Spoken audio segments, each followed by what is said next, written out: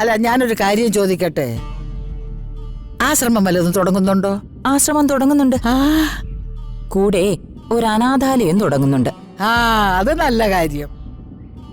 അംബിക അനാഥരാക്കിയ പിള്ളേര് തന്നെ ഉണ്ടല്ലോ ഒരു പിടി. അവര് വെച്ച് മുന്നോട്ട് പോകാം. പിന്നെ രാജുവിനോട് കാറ് പതിയെ ഓട്ടിച്ചാൽ മതിയെന്ന് പറയണം. ഹെയർ പിൻ വളവുള്ളതാ. ഞാൻ പറഞ്ഞോളാം അമ്മേ. ശരി, പോയിട്ട് വാ.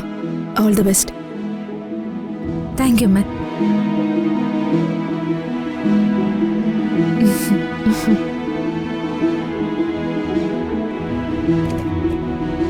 അമ്മ ഹാപ്പിയാണോ ഋതു? അമ്മയ്ക്ക് എന്ത് ഹാപ്പിയാ രാജു. എത്ര കാലമായി ഇങ്ങനെ ഒറ്റയ്ക്ക് താമസിക്കുന്നത്. അവരെ നമുക്ക് ഒന്നിപ്പിക്കണം. അത് മാത്രമാണല്ലോ നമ്മുടെ ലക്ഷ്യം. ഇപ്പോ ഈ ട്രിപ്പ് എൻജോയ് ചെയ്യാം.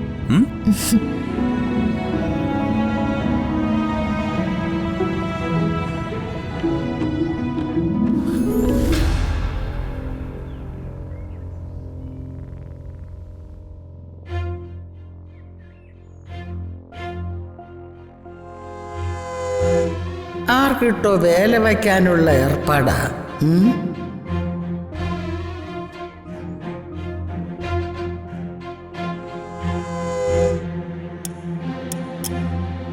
അംബികേ, അംബികേ, അല്ല, അംബിക കുഞ്ഞാടായെന്ന് പറയുന്നത് കേട്ട് നേരാണോ?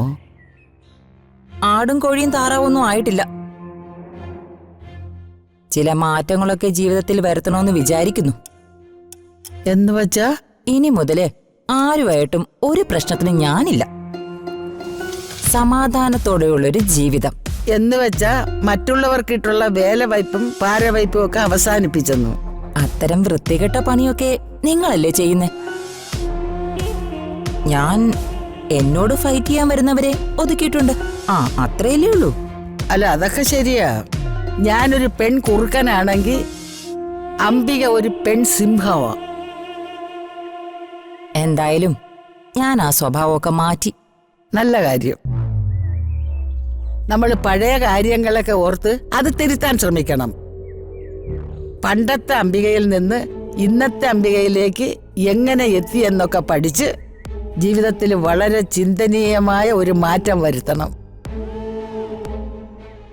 ഒരു കോലോത്തുനിന്ന് ഗോമൂത്രം വിറ്റ് കാശാക്കിയവള്, ചാക്ക് കണക്കിന് ചാണകം തലച്ചുമടായി കൊണ്ടു നടന്ന് വഴിനീളെ വിറ്റവള്. നിങ്ങള് എനിക്കിട്ട് താങ്ങുവാണോ? അയ്യോ, ഒരിക്കലും അല്ല അംബികേ. അത് അംബികയുടെ മാനസാന്തരത്തിൽ സന്തോഷിച്ച് ഞാനങ്ങ് പറഞ്ഞു പോയതാ. എനിക്കിട്ട് വെക്കണ്ട.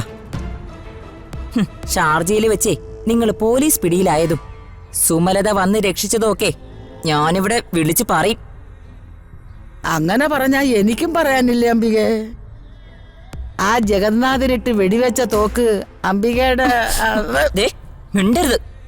ആ നശിച്ച നാളുകളൊന്നും നിങ്ങൾ എന്നെ ഓർമ്മിപ്പിക്കല്ലേ. ഞാൻ പുതിയൊരു അംബികയാ. അയ്യോ, എനിക്ക് സന്തോഷമായി.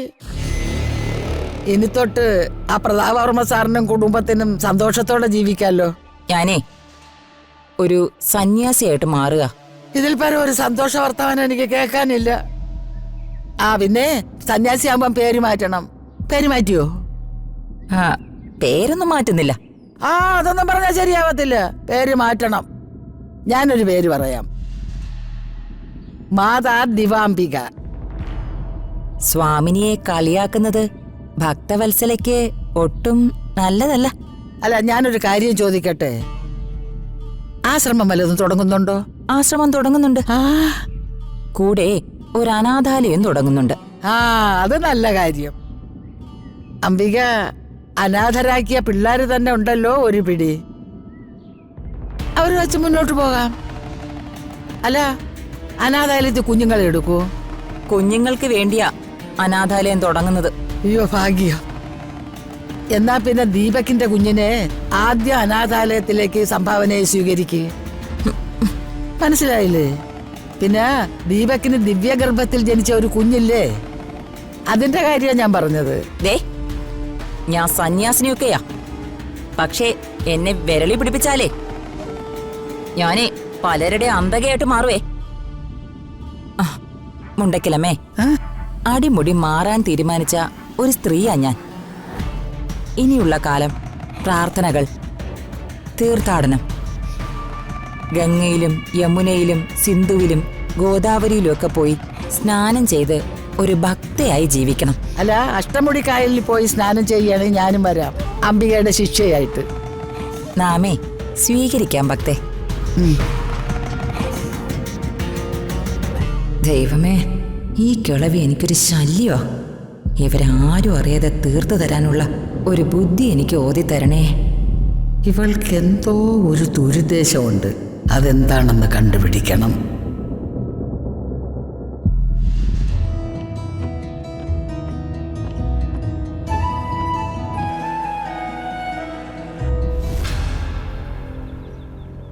പ്ലാനുകൾ പലതും പലപ്പോഴും സക്സസ് ആവണമെന്നില്ല. ഒരു പ്ലാൻ ഒന്ന് പാളിയെന്ന് വെച്ച് നമ്മൾ ഡെസ്പാവരുത്. ഒന്നിൽ പിഴച്ച 3 അല്ല 300 അടവുകൾ പ്രയോഗിക്കണം. വിജയം കണ്ടേ പിന്മാറാവൂ. ഈ കൊലയും കൊള്ളിയൊക്കെ സാറിന് വലിയ എക്സ്പീരിയൻസ് ഉള്ള പോലെ. ഞാൻ ആരെയും കൊന്നിട്ടൊന്നുമില്ല, പക്ഷേ കൊല്ലാൻ എനിക്ക് മടിയൊന്നുമില്ല. ശക്തമായൊരു റീസൺ ഉള്ളതുകൊണ്ടാ ഞാൻ അവരെ കൊല്ലാൻ മുതിരുന്നത്. വല്ല പ്രേമത്തിന്റെയും പരാജയമാണോ സർ ഇതിന്റെ പിന്നിൽ? പ്രേമോ ഇക്കാലത്തോ? ഛേ, ദിവ്യമായ പ്രേമമൊന്നും എനിക്ക് ആരോടുമില്ല. ഈ വരുന്നതെന്റെ മുറപ്പെണ്ണ, കൂടെ വരുന്നത് അവളുടെ ഹസ്ബൻഡും. എന്നെക്കാൾ കോടാനുകോടികൾക്ക് മുകളിലാ അവളുടെ സ്വത്ത്. അതുകൊണ്ട് കെട്ടിയേക്കാന്ന് കരുതി. പക്ഷേ അവൾ എന്നെ ചതിച്ചു. അതാ തീർത്തേക്കാന്ന് വിചാരിച്ചത്.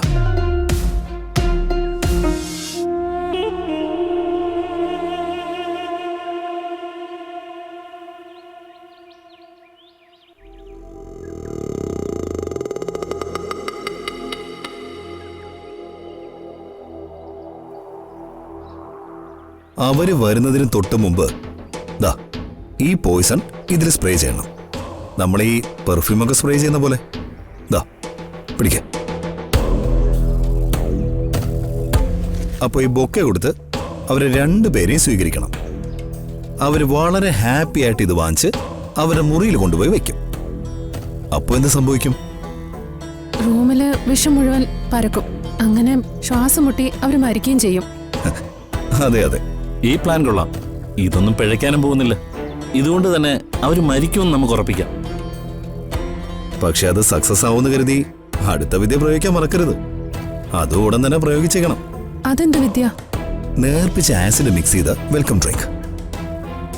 ആ ഡ്രിങ്ക് ആയിരിക്കണം അവർക്ക് 2 പേർക്കും കുടിക്കാൻ കൊടുക്കേണ്ടത്.